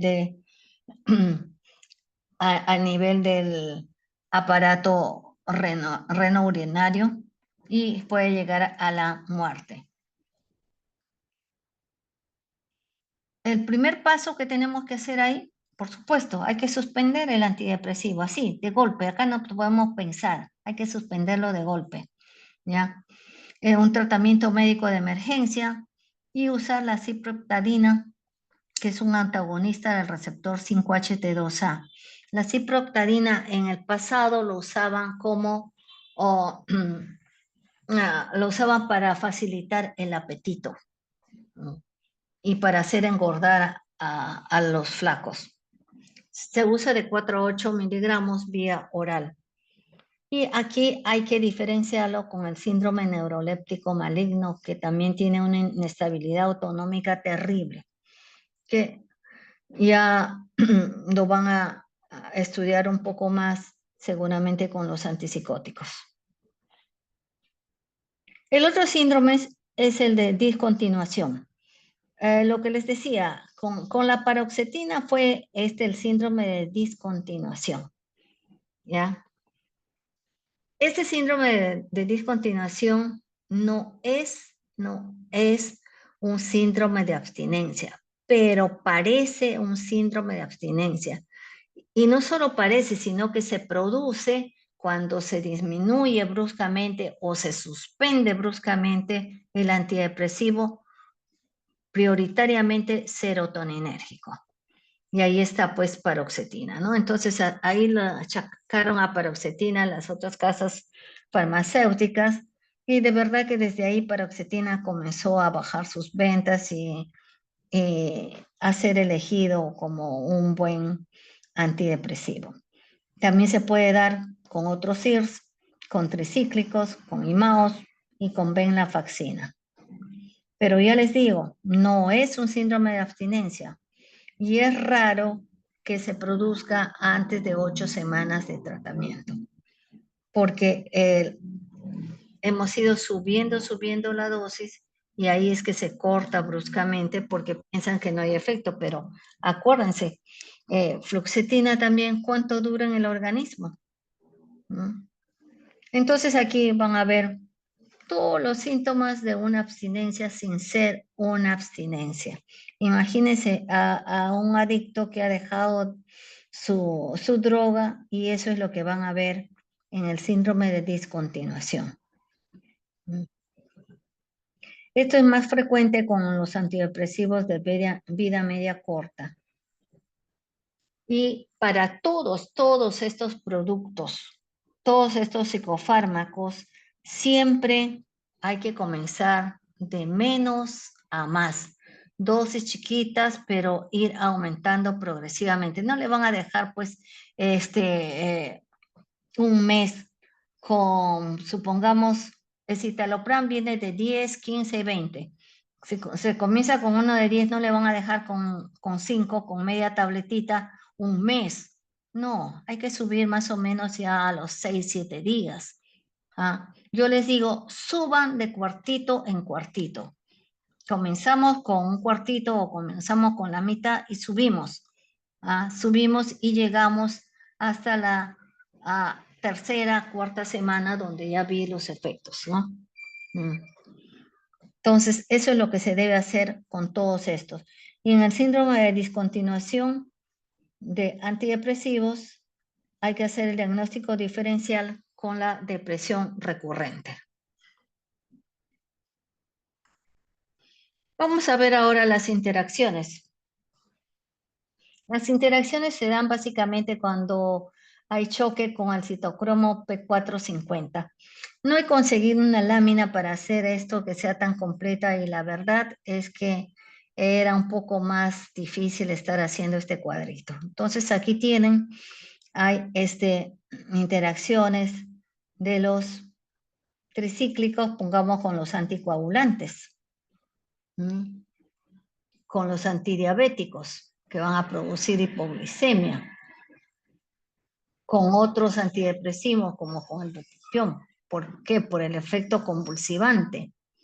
Con los SIRS, todos esos tricíclicos van a tener interacción con ellos.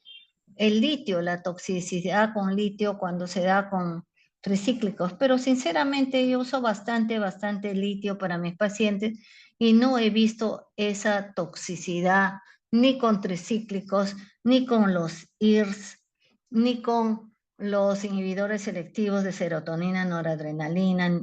No la he visto. Bueno, una vez más les digo que los cholos peruanos somos muy fuertes, somos muy recios y por eso es que quizás estos efectos no siempre, estas interacciones no siempre se van a ver. ¿Hasta aquí alguna pregunta?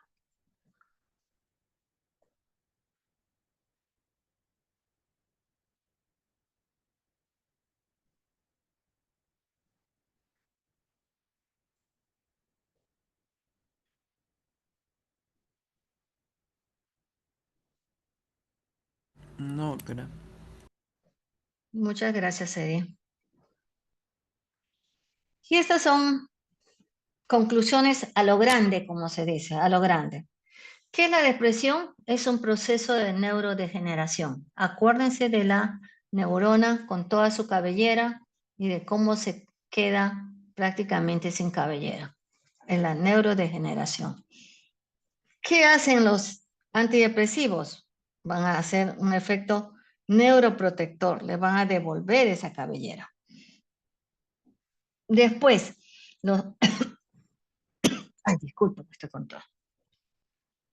Los antidepresivos a largo plazo lo que van a hacer es restituir justamente esa ruta que se ha roto, esa ruta que se ha alterado para que podamos tener el ánimo bueno.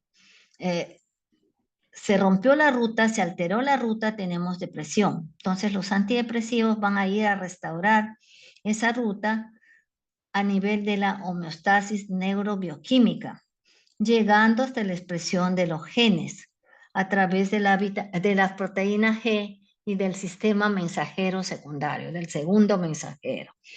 Todo eso van a ser los antidepresivos. Y también que todos los antidepresivos van a ser eficaces dependiendo a quién se le dé, dependiendo que sepamos los círculos concéntricos, dependiendo que manejemos buenas dosis, dependiendo que hagamos buenos diagnósticos y diagnósticos precoces.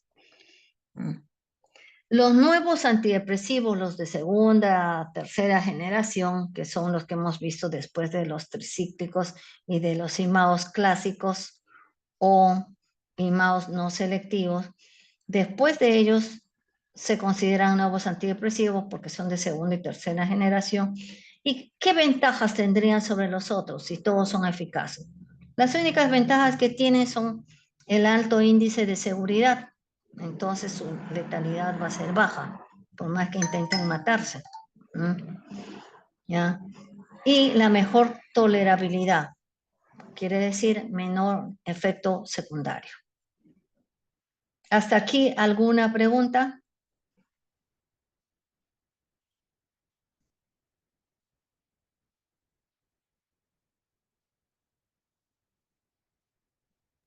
Todo bien, doctora. Muy bien. Les agradezco. Ahí está la bibliografía. Les agradezco mucho su atención, la paciencia, la tolerancia de todas estas 6 clases, la atención que hayan podido poner y por sobre todo que aprendan y no sean iatrogénicos. Muchas gracias. Hasta cualquier momento. Muchas gracias, doctora. Gracias, doctora. Gracias, doctora. Buenas tardes. Buenas tardes. Voy a cortar la grabación. Está en la nube por si acaso.